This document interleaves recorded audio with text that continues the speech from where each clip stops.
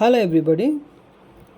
It's been a long time that I made a video, so I'm clearly observing the five planet conjunctions that we discussed, especially the 17th February 2026, that solar eclipse, that five planet conjunction, and the one that started from 23rd February 2026, and that would last till I think around 2nd or 3rd March. We'll see that. So I'm clearly seeing the energy of it in terms of war, basically. See, in Vedic astrology, the current celestial landscape that you're observing, the current planetary conjunctions that you are seeing, specifically the Mars Rahu conjunction in Aquarius. So this is forming the volatile Angaraka yoga, we say. Angaraka is nothing but Mars. So when Mars is in conjunction with Rahu, we say it is Angaraka yoga. It's a kind of aggressive yoga. It creates a kind of aggressive energy. Sorry. It is the energy of aggression. And the recent solar eclipse on 17th February 2026 can be viewed as a kind of sign for global instability, a sudden aggression, and warlike conditions. That's what we discussed in our previous videos, and that's what I'm seeing. So astrology doesn't start wars in a kind of vacuum. It cannot start. It identifies the periods where human impulsivity and collective anger are at their peak. And when Rahu and Mars are in very close conjunction, that too with some other planets, you can clearly see some kind of collective anger is going to rise during that particular period. So if you see, on 23rd February 2026, Mars entered Aquarius, joining Rahu. So in Vedic astrology, when Rahu meets Mars, it creates Angaraka yoga. And as we know, Mars, that is Mangal, he is treated as the commander-in-chief, the military chief in Vedic astrology. Basically, Martian energy represents the fire, weapons, and military action. And Rahu is a shadow planet of obsession. It's a planet of illusion. And also Rahu is the planet of sudden explosive events. So when these two planets, Mars and Rahu, meet, Mars provides the fuel and Rahu provides the spark, we say. So that's why even in individual horoscopes, when a person has Rahu Mars conjunction, we say the person is a bit aggressive in nature. So this conjunction is notoriously associated with civil unrest. It is associated with terrorist activities. and the sudden outbreak of military conflicts. And I am clearly seeing this Rahu-Mars conjunction, the intensity of this Rahu and Mars conjunction will peak around March 13, 14, 13 and 14, 13 and 14th of March. I am seeing this Rahu-Mars conjunction will be at its peak. It's something like they are in an exact conjunction in the Shatabhisha Nakshatra. I see. It's a Rahu Nakshatra basically. It's the peaks of Rahu's energy. And in the late of February, that is 23rd February onwards, you can see this Aquarius is crowded with 5 major planets: a Sun, Mercury, Venus, Mars and Rahu, all under the influence of Saturn, because Saturn rules Aquarius. So there is a massive pressure I can see here in the region of Aquarius, because see, having these many planets in one sign creates a kind of pressure cooker effect in that energy. And because Aquarius is very much famous for masses, it is very much famous for collective things, global networks, because it is the natural 11th house. So this energy translates into some kind of large scale protests, a kind of, I can clearly see some kind of revolutionary movements and international friction. And that's what we discussed in our previous videos as February videos, right? I posted in I think in January. I posted the February events videos, right? And another important thing, Mercury is also here. So diplomacy is failing. That's what I can see, because Mercury is not leading anywhere here.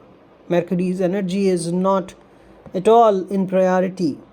So Mercury, which is very much famous for diplomacy, it is also not doing well here. It's a communication breakdown, I can see. Means communication among the international leaders. So leading nations to choose,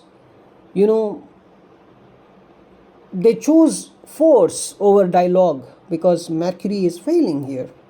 Mercury is dialogue, Mercury is communication. Even Venus is not doing well. Venus is very much famous for diplomatic activities. And I am seeing only Mars and Rahu. This conjunction is winning. It has more say in this 5-planet conjunction. So when a group of people meet in a particular room, whoever is having some dominating energy, they are going to talk more. They are going to show or express their energy more. That's what I can see. And here Rahu and Mars, they have more energy. They have more say. The other planets do not have much winning chances. And the solar eclipse in Aquarius on 17th February, it acted as a kind of doorway for all these energies, because when there is an eclipse, that opens up some kind of fresh doors. According to Vedic astrology, eclipses are the reasons why the whole world changes. And so this solar eclipse is acting as a kind of doorway, that 17th February one. Thereafter, the fresh energies, like on 23rd February, the Rahu Mars conjunction energy with other 3 planets is taking this world in a different direction.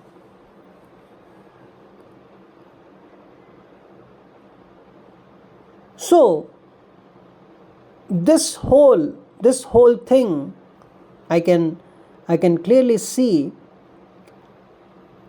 And the most important days in March, I can see the critical dates to watch for sudden escalations are between 9th March and 22nd March, because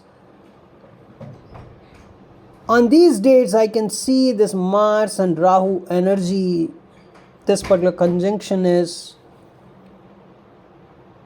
going in peaks. And now the current headlines in the news, this is all the manifestation of the Mars Rahu conjunction. It is all the manifestation of Angaraka Yoga. Even I can see the Afghanistan and Pakistan open war. It started around 21st February, right? So you can say it's a kind of a very famous example of this Angaraka Yoga.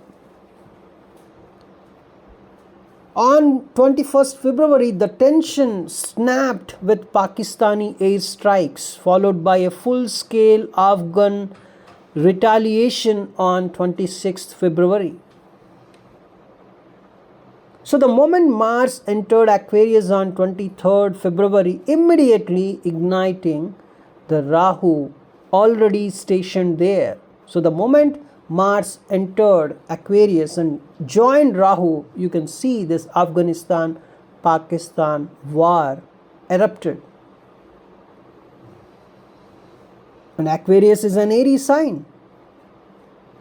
And you can clearly see this whole conflict is manifesting heavily through air strikes and drones.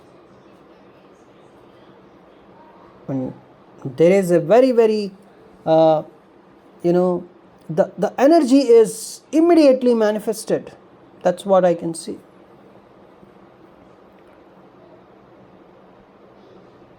So even there's a heavy border influence here, right? This Pakistan, Afghanistan, and Rahu represents boundaries. So the conflict is centered on the Durand line, a disputed border here. So I can see the energy of boundaries involved, the airy energy is involved here, and most of the strikes are air strikes. This is all Aquarius energy manifested with Rahu-Mars conjunction. And I can also see the US-Iran friction, right? So this particular standoff between the US and Iran over nuclear negotiations is around on, this stalled on 26th February. Just see the 5-planet conjunction in action. So as of today, I can see today is 27th February. So the USA has deployed 2 carrier strike groups and urged citizens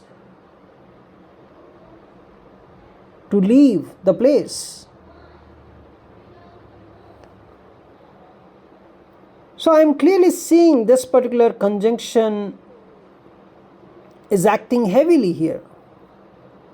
And I also mentioned the 21st March is, it can be a kind of a bigger problem for this particular war. 21st March I am seeing. See, I am not suggesting the war would simply end or start on 21st March, but rather it represents a critical turning point where the nature of the conflict changes from confusion to a kind of decisive action, I would say. Why I am saying that? It can be potentially more destructive. It's because Mercury is ending retrograde on 21st March.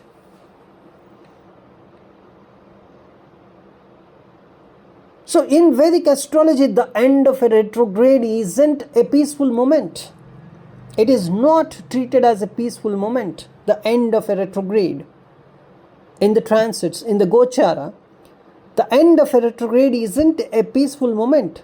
It's a stationary direct phase. Right? So this 21st March and the week would lead to a kind of bigger problem. That's what I can see. For the current wars, it would lead to a bigger problem. See, when a planet ends its retrograde means with respect to Earth, the planet appears to be moving backwards. Because with respect to Earth, the planet is moving slower. And the Earth is moving faster, and I am on Earth. And if I observe that planet, which is moving slowly with respect to Earth, it appears to be moving backwards. So when a planet suddenly ends its retrograde motion, it appears to stand still in the sky for a couple of days before it is moving forward. It's just think of it like a car shifting from, reverse gear to first gear. There is a moment of intense friction during that change. So between 20th March to 22nd March, Mercury will be stationary.